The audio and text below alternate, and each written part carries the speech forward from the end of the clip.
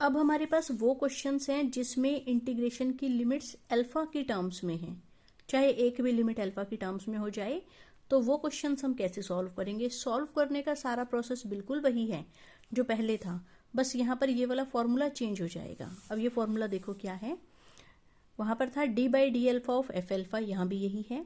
वहां हम सिर्फ ये कहते थे कि D by D alpha integration के अंदर जाके क्या बन गया, करली बाई करली एल्फा, वो यहाँ पर भी बना, लेकिन उसके अलावा यहाँ ये दो टर्म्स और एक्स्ट्रा आई हैं हमारे पास।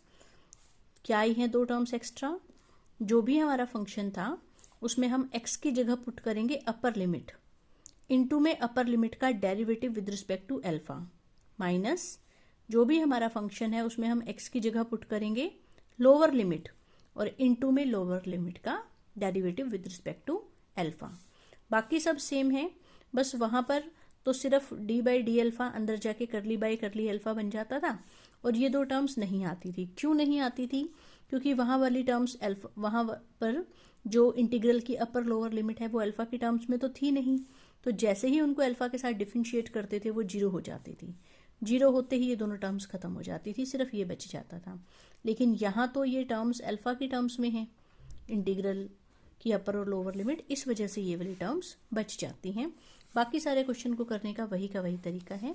जैसे कि ये क्वेश्चन है, इसको हमने नाम दिया एफ ऑफ एल्फा, क्यों, क्योंकि ये एक्स और एल्फा में है, एक्स तो सारा खत्म ही हो जाएगा इंटीग्रेशन सॉल्व करने के बाद, बचेगा किसमें, सिर्फ एल्फा में। ठीक है, फिर हमने डी बाई डी एल्फा लगाया, ये डी बाई डी एल्फा अंदर जाके बन गया करली बाई करली एल्फा, लेकिन ये दो टर्म्स एक्स्ट्रा ऐड होंगी। पहली क्या थी, जो भी हमारा फंक्शन था, ये फंक्शन था, इसमें x की जगह पुट करना है अपर लिमिट, मतलब कि अल्फा।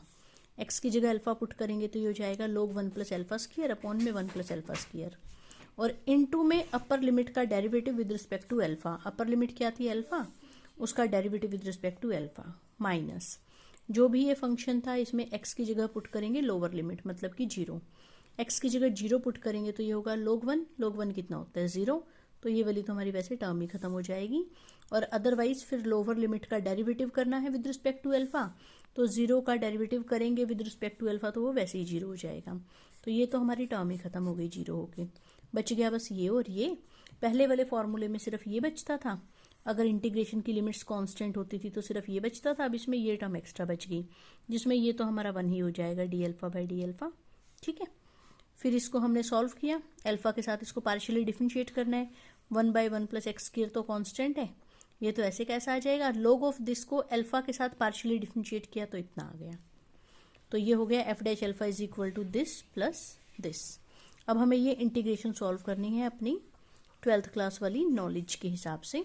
ठीक है, तो ये तो मैं नहीं बताऊंगी, ये तो सिंपल है जैसे कि हम 12th में करते थे। इसको ये लिखा, फिर इसकी सारी इंटीग्रेशन सॉल्व की, इसकी इंटीग्रेशन सॉल्व की, ये टर्म ऐसी की ऐसी पड़ी रहेगी। इंटीग्रेशन सॉल्व करके एट लास्ट हम यहाँ तक आ गए, इसके ये है आ गया हमारा एफ डैश अल्फा। एक बार डिफरेंशिएट किया, यहाँ तक आ गए, उसके बाद क्या करना है, इंटीग्रेट, अल्फा के साथ इंटीग्रेट कर दिया यहाँ पर भी और यहाँ पर भी। ठीक है, अब उसके बाद सिर्फ इसको इंटीग्रेट करना है। इसमें इन्होंने इस वाली टर्म को तो ऐसे का ऐसा रखा, और सिर्फ इसको इंटीग्रेशन बाय पार्ट्स करके ये टर्म्स आ गई। इसको हमने सॉल्व किया, ये हमारा कट गया। ठीक है, और ये वाली टर्म बच गई। तो एक बार डिफरेंशिएट करना है, एक बार इंटीग्रेट करना है। उसके बाद जस्ट हमें ये सोचना था कि हम अल्फा कितना लें। यहाँ पर देखो, अगर मैं अल्फा जीरो ले लूँ तो ये होगा log 1, log 1 कितना होता है, zero, zero by something zero, integration भी कितनी आ गई, जीरो। तो यहाँ से हमें समझ में आया एफ की वैल्यू जीरो पर कितनी आ रही है, जीरो। और ऐसे ही यहाँ पर अल्फा की जगह जीरो ले लो यहाँ पर। ठीक है, तो एक एफ ऑफ जीरो की वैल्यू यहाँ से सी आ गई, और वहाँ पर एफ ऑफ जीरो की वैल्यू जीरो आ रही थी, तो सी की वैल्यू कितनी आ गई, जीरो। वो यहाँ पुट कर दी, तो ये हमारा एफ ऑफ एल्फा आ गया। ठीक है, 1/2 log 1 plus alpha square into tangent inverse alpha, और ये हमारा आंसर आ गया। फर्क सिर्फ कहाँ पर आया, फर्क सिर्फ इस फॉर्मूले में आया जहाँ पर ये दो टर्म्स एक्स्ट्रा ऐड हो रही थी। कैसी थी ये दो टर्म्स, जो भी हमारा फंक्शन है उसमें x की जगह अपर लिमिट, इनटू में अपर लिमिट का derivative with respect to alpha, minus जो भी ये फंक्शन है उसमें x की जगह लोअर लिमिट, इनटू में लोअर लिमिट का derivative with respect to alpha.